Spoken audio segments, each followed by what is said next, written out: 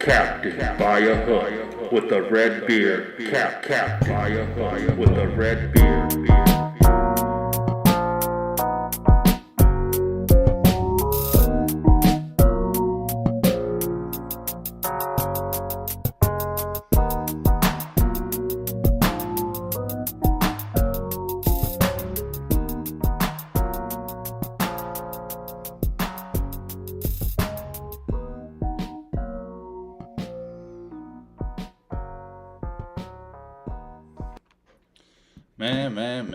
Man.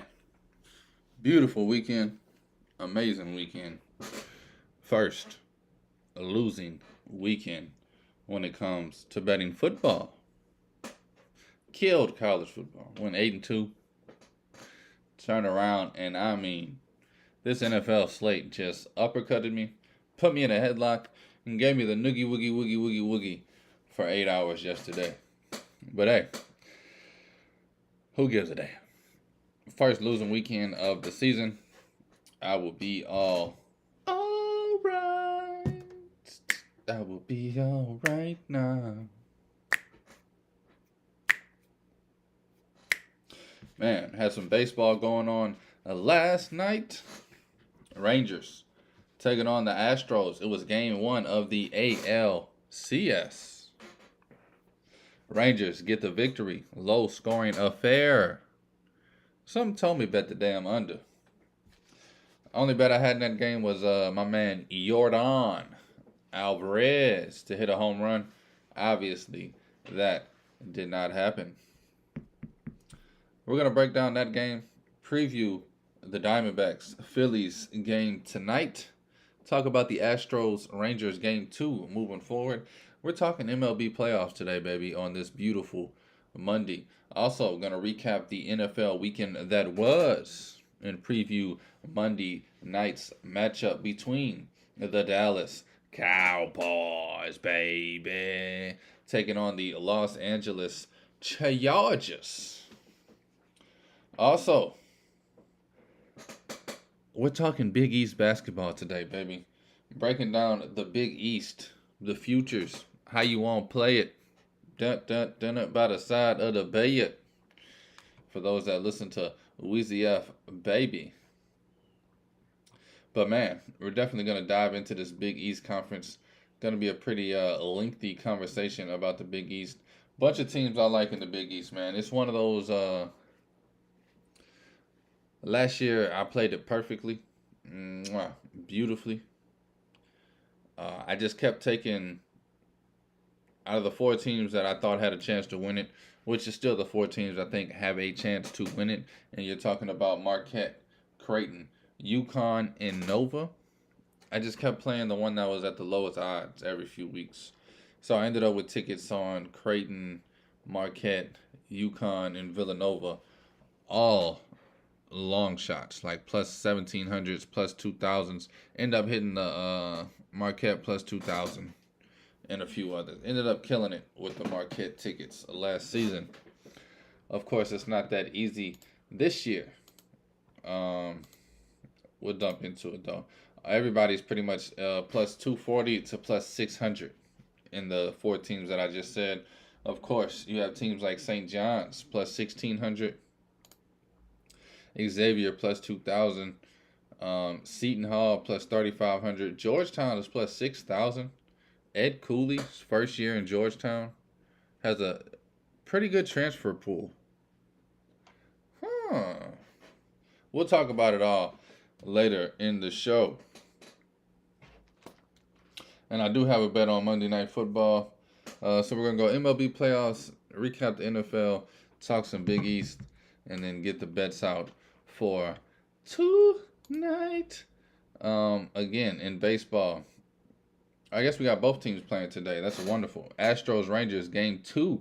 Nathan Eovaldi set to take the start for the Rangers. Framber Valdez for the Astros set to take the start. Astros favorited minus 130. Total set at 8.5.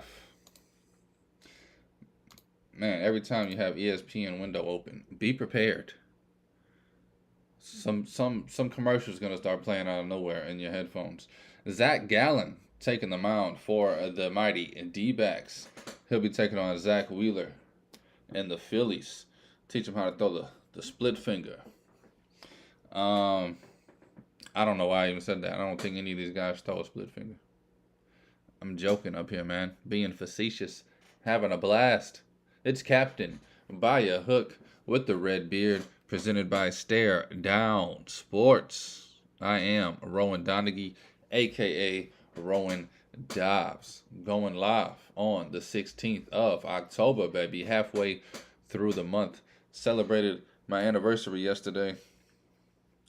Had a nice, fat, juicy steak, some shrimp, little carrots, potatoes, some fries, some bisque. Lived it up last night.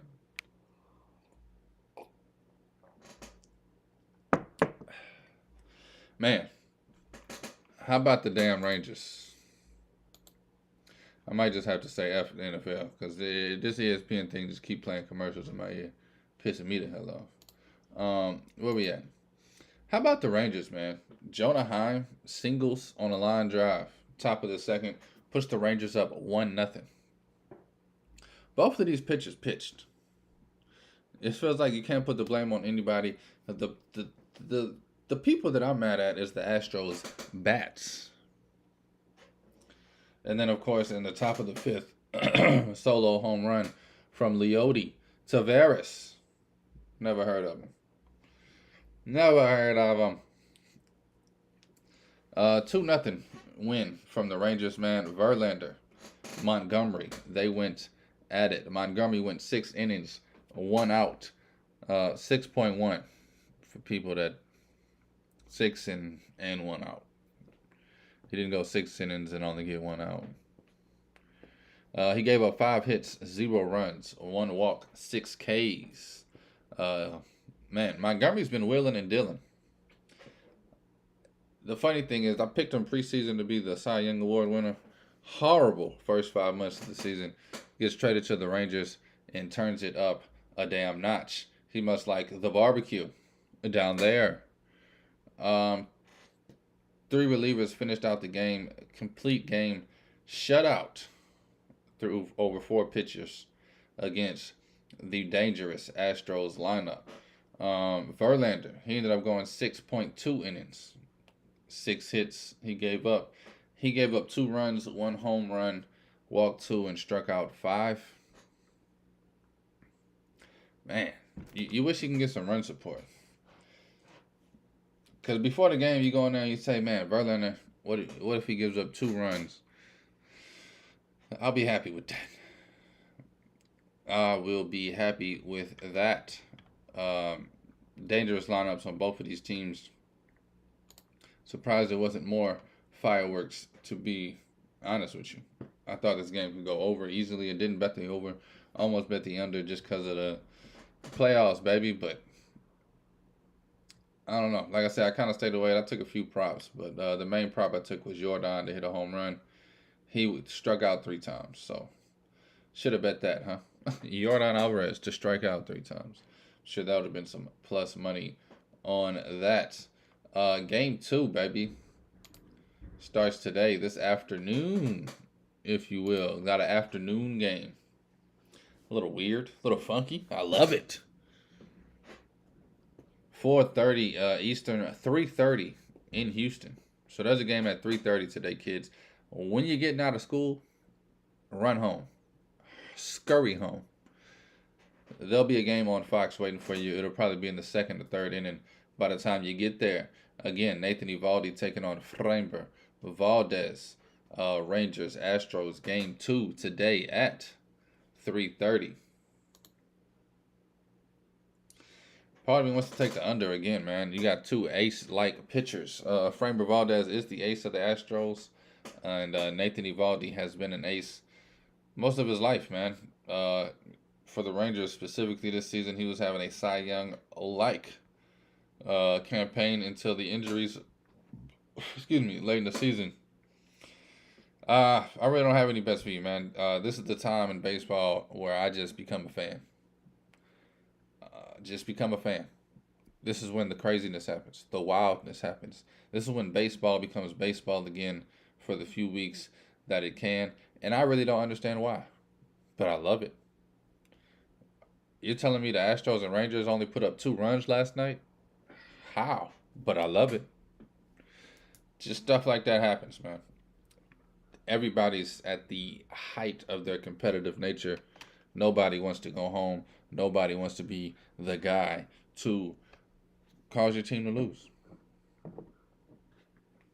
Gallen and Wheeler on the mound. After that, you can get the Diamondbacks taking on the Phillies. 2 great games set up for you today. If you like baseball, which if you watch the show, you have to like baseball. It's all I've been talking about since the damn baseball season started. Baseball, baseball,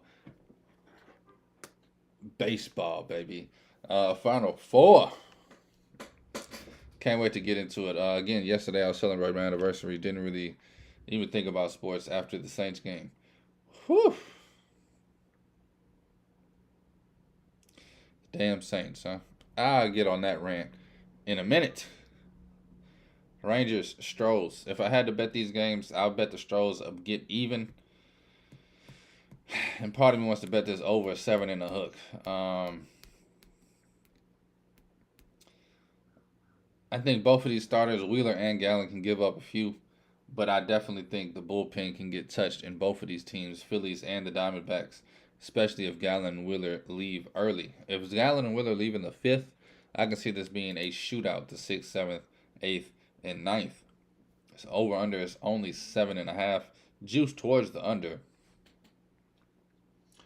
I don't know. That's the only bet I'm leaning towards tonight for baseball. I do have some football bets for you. Diamondbacks, Phillies over 7.5.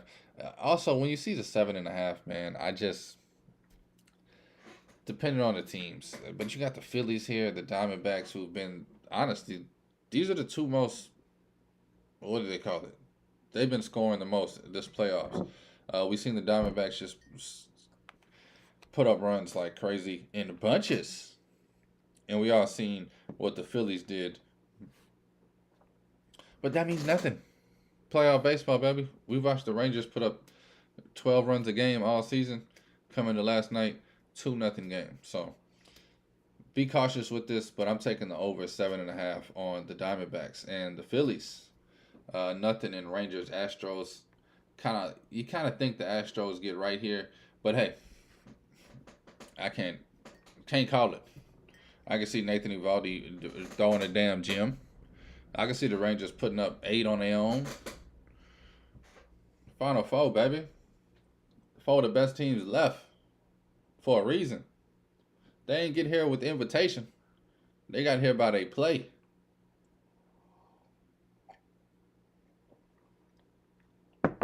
It's prove it time, baby.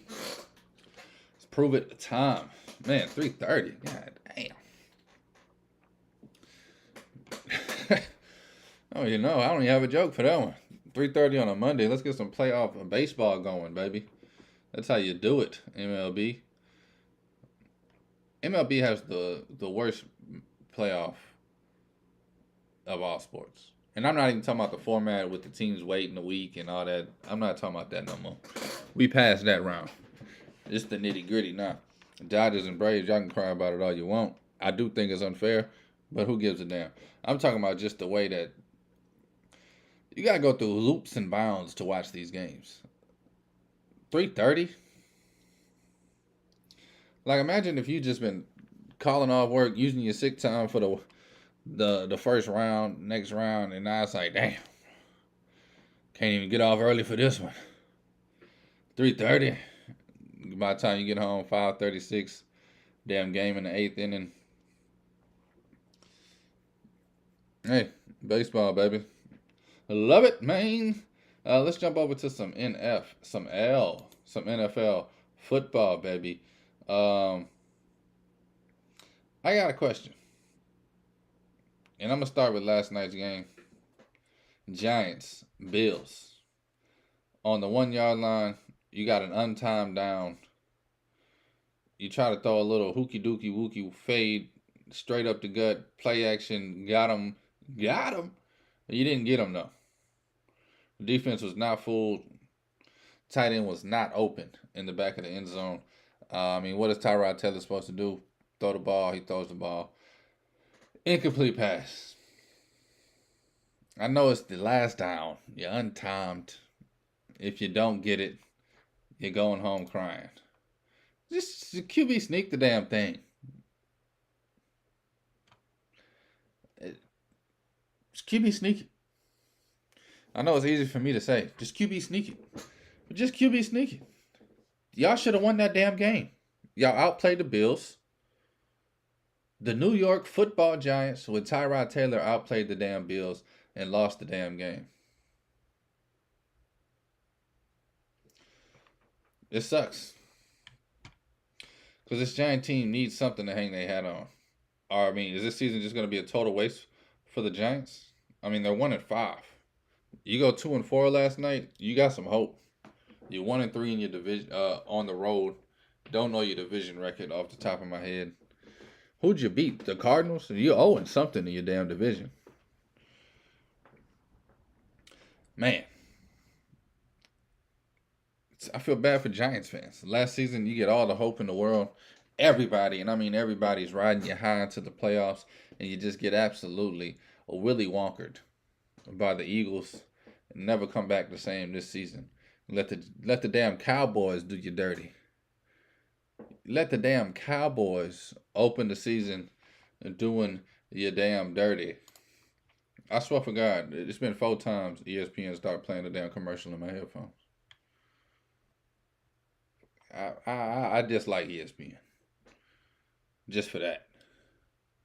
Anyway, let's go through some more of these games. I got some rants in my pocket. Ready to roll. I can't even get to the Saints yet. They're the first team because I guess they're my favorite team. ESPN put them up top. Derek Carr, big trash. Dennis Allen, what the hell are you doing? Get a ball to Mike Thomas, man. They can't guard Mike. He's open every damn time.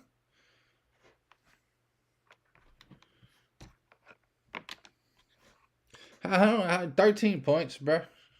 They ain't gonna get it done. You lose to the Texans. Now, I'm not saying the Texans are a horrible team, a bad team. They play close games. They're 3-3. CJ Stroud, let me give him his flowers. CJ Stroud looked amazing against us yesterday. Let me get the stats real quick, man. Yeah, CJ Stroud didn't even look amazing. Just managed the game well. 199 yards, only 13 completions, 27 attempts, 2 touchdowns, 1 interception. But he's just, nothing could go wrong for him. He throws the interception. The linebacker who catches the interception fumbles it right back to him. I forgot what else the hell happened. It was another drive where he did something bad should have happened, but he ended up scoring. He just, I don't know, man. Shout out Chris Olave, 96 yards. It seemed like him and Derek Carr are not on the same page. It feels like Chris Olave hates Derek Carr. And that's just me watching the game. It was 3 times he just looked at him like, the fuck are you doing? What the fuck are you throwing the ball? Anyway, Saints, man. Offense is crippling. Handicap. I don't know what other word I can use. We get a wheelchair for this offense. They crawling through games. Legs just sliding, dangling behind them. All arm strength.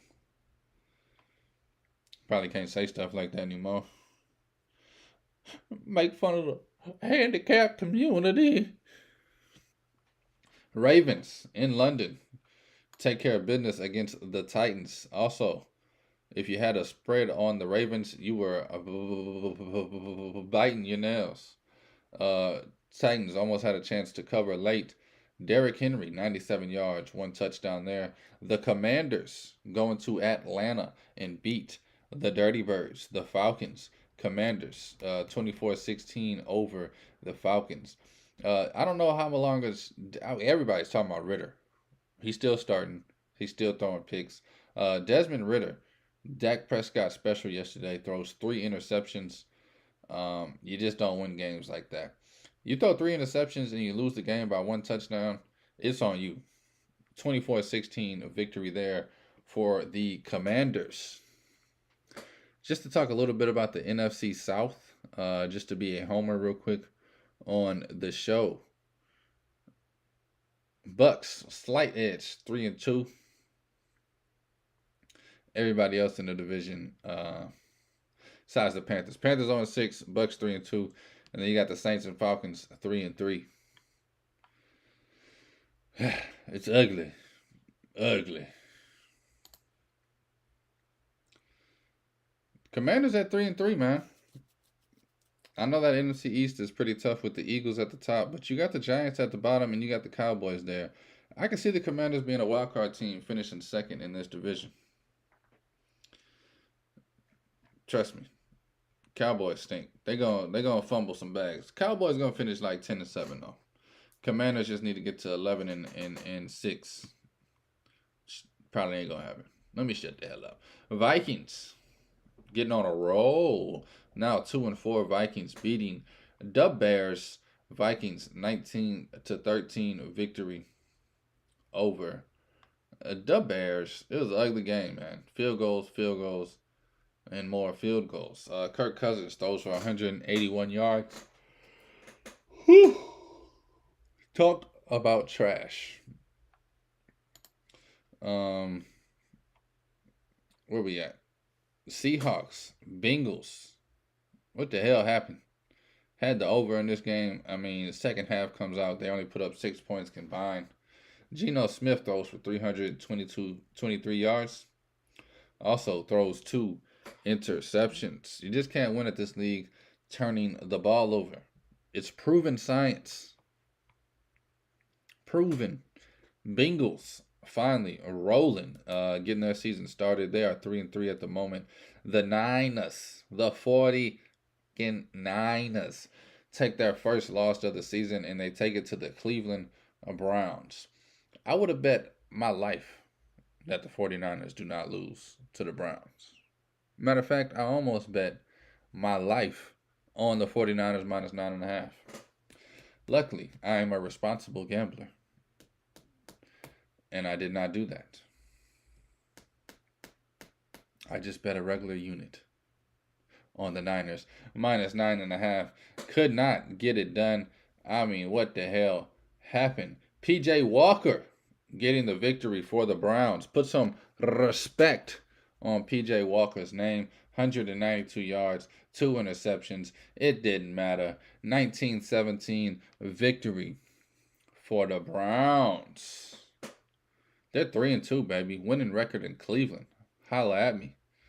Dolphins go down 14-0 in the first to the Panthers. Come back roaring. Only give up a touchdown after that. Dolphins 5-1 on the season, 3-0 at home. They win big, 42-21. I took Dolphins minus 4.5 when they went down 14 or down 7 something, and I had the Dolphins over. Saved my day yesterday. Just those 2 bets. Just enough to put some money back in my account. The Colts make the Jaguars look like the Jaguars of last season. Minshew, 3 picks. Yikes. Gardner got to do better than that. That was the story yesterday. Quarterbacks going interceptions. 329 yards don't mean a thing if you throw 3 picks with it. Colts lose big, 20-37 against the Jaguars. Patriots can't get right. Robert Kraft, angry at Bill Belichick. He might be out of there before we know it. Everything's falling apart for the Pats and Bill Belichick. Raiders, 2 wins in a row, getting on a roll. Las Vegas. Where you at? Raiders win 21-17. Rams take on the Cardinals. They've been a high scoring. Cardinals, they've been competitive yesterday. They were neither. Rams take care of the Cardinals 26-9. the big surprise yesterday, both teams that's undefeated. No more. Pop the champagne, 72 Dolphins. No team of 2023 2024 will join you on the undefeated platform. Jets win big against the Eagles. The Flying Birds shut out in the second half, going to the halftime with a 14-9 lead. Funny story, real quick. I'm at a restaurant last night. Nice restaurant. Just mwah. Shout out to the restaurant. And this guy at the table, he's sitting there looking like a bum in an Eagles sweatshirt. You know, everybody else is dressed up pretty nice. He's got an Eagles sweatshirt on. And this lady, I remember asking him, she was like, "So you're an Eagles fan?" He's like, "Ain't it obvious?" I mean, what's in here demolishing the Jets? You know, we're killing the Jets, and you see your Saints. They can't even beat the Texans. Well, from my view, as he's saying that, I can see half of the screen in the bar, and I kind of peek over and look, because I already knew it had the Jets-Eagles game on. You can't see it. His back's to it. And I just see 20-14 Jets up. And part of me wanted to say, "Excuse me, sir. Shut your dumb ass up and go check the score." But I just let him live. I let the night play out. I'm vibing with my girl. Drinking Stella Artois. If you don't know me, you know me. A few minutes later, his friend comes back from the bathroom and says, "Man, they blew the damn game.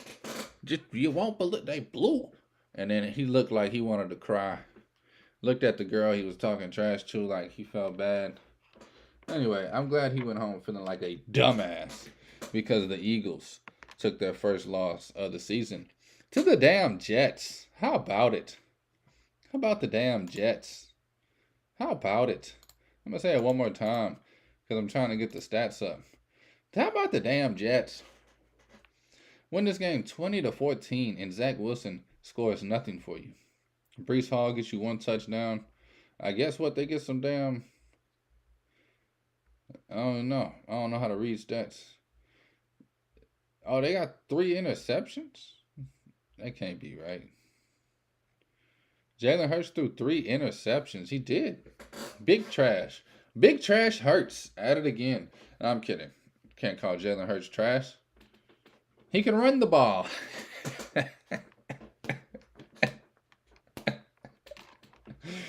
I wouldn't get it. Yeah, you probably would, but it ain't worth explaining. Lions beat the Bucks big, 20-6 in Tampa Bay. And then, of course, the Sunday night game I opened with, Bills barely hold on 14-9. If only the Giants defense knew that there were 4 quarters in the game. Shut out the Bills through 3 quarters. I mean, how about this Josh Allen guy? I mean, he's elite. Getting the victory last night, 14-9. Moving on to tonight, baby. We got the Cowboys. We got the Chargers. Give me the over. Over 50 in the hook. I'm all over the over on this game. I think the Chargers win big. I think the Chargers win this game 38-20. Something oogly boogly. It goes over 50. Give me the Cowboys struggling in Los Angeles. Give me Dak Prescott looking like he wants to cry after throwing his 4th interception of the night. And give me Mike McCarthy being the stone-faced killer that he is. No answers. No adjustments. Just straight up stone-faced. Let's get the hell on up out of here, y'all. Chargers win big. I'm on the over 50 and a hook. Now, talk a little college basketball before I get out of here. I wanted to talk to Big East. I feel like I didn't have time last week to really break it down. And now, of course, I choose a Monday where I spend 30 minutes talking baseball and football to try to get it in. Marquette is the favorite, plus 210. That's the team that most of the experts have. Marquette is the team everybody's They coming back, man. Marquette's gonna win this division back to back years. I hate to say it, I just don't believe it. This is the Big East, one of the most competitive leagues in college basketball, if not the most competitive league in college basketball. I'd have to say the Big Ten is just a little deeper, but I think the Big East is catching up, especially with the transfer portal and especially with the Big Ten's, I don't want to say decline the last few years, but the bottom half of the Big Ten has definitely gotten weaker over the last 2 or 3 seasons. Um, it's really only about 7, 8 teams in the Big Ten worth a damn when it used to be 11, 12. So the Big East, if you're telling me the most competitive league in basketball is going to have somebody go back to back, I just don't believe it. Marquette plus 210. I haven't taken a flyer on anything. What I'm thinking about doing is just betting Nova at plus 650 right here. And I'm just going to wait. I'm waiting. Anytime I catch any one of these teams, honestly, I think Creighton is the team that's going to win this division. If you want to just get in before the season and finish it, Creighton would be my bet. But I'm going to try and catch Creighton even at a bigger number. Right now, Creighton is the second favorite at plus 240. Well, right now, Creighton, Marquette was plus 210 last week. Now you got Creighton plus 240, Marquette plus 240. I guess I did write this stuff down a week ago. Connecticut, UConn is plus 300, Villanova's plus 600. I do like St. John's. Maybe I'm a little too big on Rick Pitino. I don't think Rick Pitino comes in his first year and wins this division or conference. But I think St. John's will be competitive.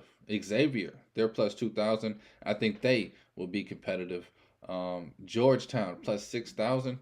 I'm going to tell you this right now. Ed Cooley, we saw what he done at Providence the last 20 years. Ed Cooley's a damn good coach. He's at Georgetown now. I've been fading Georgetown since I can remember, since 2013 to be exact.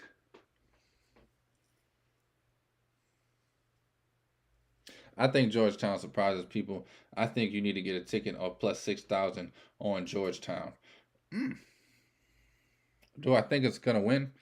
Not telling you that. But I am telling you, this plus 6,000 will be gone come December, and I think Georgetown will be in the mix in the top of this conference. Now, it's going to take a lot more than that for them to really jump, but I can see them at plus 2,000 come December. I can see them at plus 700 come January. Come February, March, I can see them towards the top at plus 200 or 300. So I'm going to take a flyer on Georgetown plus 6,000, and I'll probably be screaming F Georgetown come March. But I just got to believe in this Ed Cooley system. Got to believe in a few transfers that he has.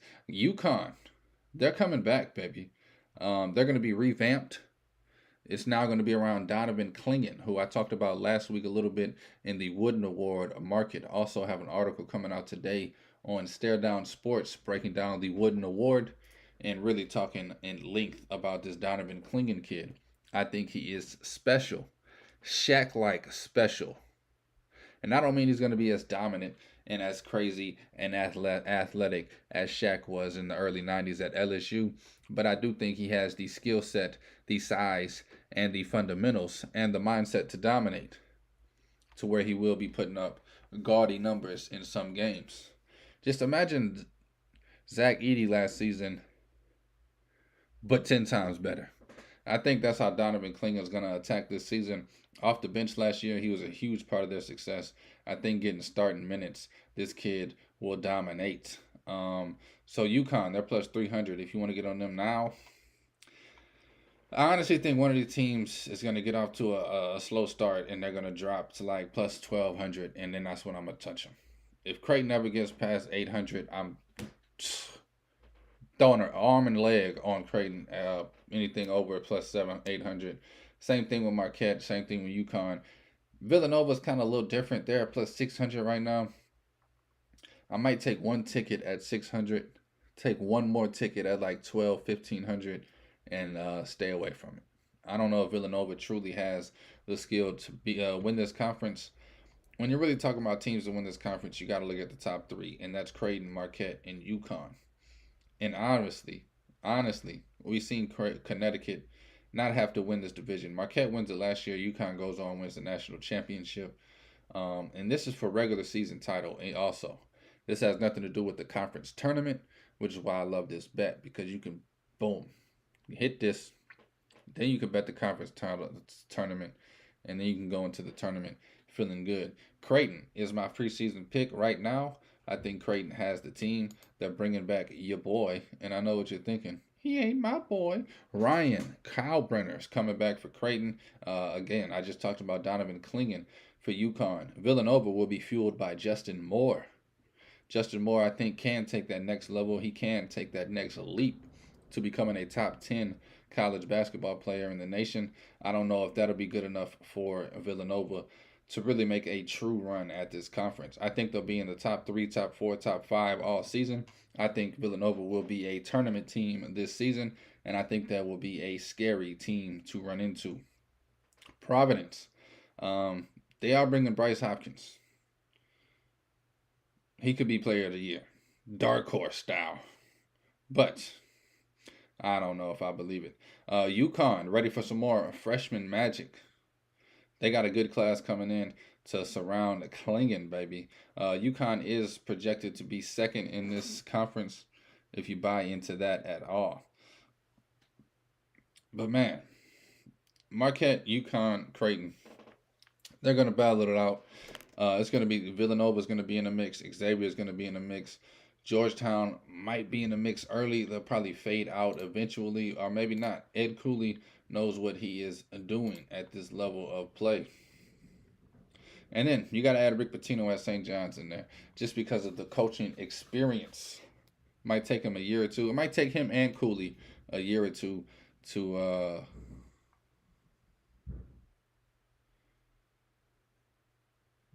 get things going in their new schools. It is crazy that Ed Cooley, I mean, I'm sure he's been wanting to coach Georgetown for a long time. The history of Georgetown is undeniable. However, he has been at Providence, 20-some years? So you leave a Big East school to go to another Big East school. Yikes. You kind of think after 20 years of being at Providence, who cares about Georgetown and that job? We're Providence, baby. Providence proud. But I ain't mad at him. I do get the history of Georgetown, especially for a black head coach. You win at Georgetown, Ed Cooley. I mean, you win at Providence, you live forever at Providence. You win at Georgetown, you live forever across the land, the country, the world. Your picture gets up there next to John Thompson's with the towel. But that's how I'm going to play it. If you want to take Creighton now, this will probably be I'll have the most tickets on the Big East. I'll probably end up with 2 or 3 tickets on Marquette, Creighton, and UConn. I'll probably have 1 ticket on St. John's, 1 ticket on Georgetown, maybe 2 on Villanova. But make sure you get them at good numbers. Make sure if you make a bet on it, it's a number that can make up for the other bets. Don't ever get it out of crazy where you're losing money even if you want to bet. You want to do the math. You want to figure it out. You want to take them at long numbers. Don't just say, ooh, Creighton dropped from 240 to 400. Just wait. See if they drop to 1,000. The worst thing you could do is take them at 400, and the rest of the season, they're at 4,000 because they just keep losing. So make sure you get them in the thousands. Some of these teams, 800. It's the Big East. If you watch college basketball, each one of these teams is going to go through a stretch where they lose 3 out of 4. That's when you want to be looking to jump in on these teams. They're going to lose 3 out of 4, maybe 3 out of 5, and their number will drop to 800, 900. Because at the same time, it's 2 or 3 teams that just won 3 out of 4. One team just won 7 in a row. And then you're going to think, wow, the team that won 7 in a row, they're definitely going to win it. Boom. The team that just lost 3 out of 4, now they won 7 in a row. The team that won 7 in a row lost 5 out of 6. It's Big East basketball. It's college basketball. And I cannot freaking wait, man. Especially after that losing weekend yesterday. Go 8-2 in college football just to turn around. And I mean, whew. I probably went 3-9 yesterday in NFL. Put up a stinker. But hey, It's all gravy, baby, baby. I cannot wait for college hoops, man. That is really where my mind is at already, especially after talking Big East this morning. Big Ten. I'll be talking Big Ten basketball tomorrow, baby. So be ready for that. We're going to talk some Big Ten action. If you know me at all, you already know I got a ticket on Michigan State and Tom Izzo plus 310 to get the job done. Do I believe in it? Hell no. Do I want to believe in it? Hell yes. Tyson Walker. Think he's going to be special this year. But hey, we'll talk Big Ten basketball tomorrow, man. Thank y'all for listening. Thank you for watching.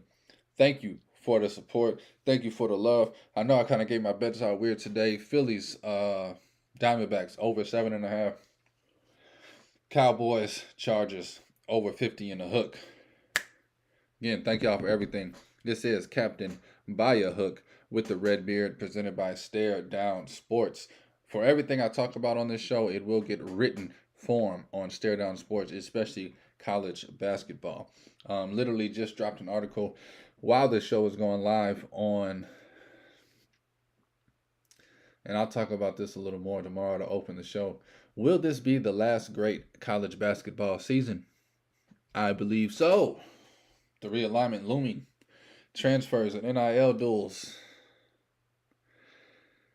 Or maybe last season was the last great college basketball season. Because this season, we're conscious of it. It'll be full of goodbyes. The last time UCLA plays Arizona will be the last time they play as Pac-12 rivals. Will we be conscious of it? I know I will. Anyway, I will talk about that in depth tomorrow. The heartbreak that is this college basketball season. It's kind of like that senior year, man. Without the excitement of graduating. You just kind of know something's going to change after this year, and you don't really know what. It's one of those big life moments, at least for me, as a college basketball fan. More like a college basketball fanatic. But thank y'all for everything, man. Take your wagers at your own risk, and please gamble responsibly. Dobbs. I gotta find the mouse. There it is.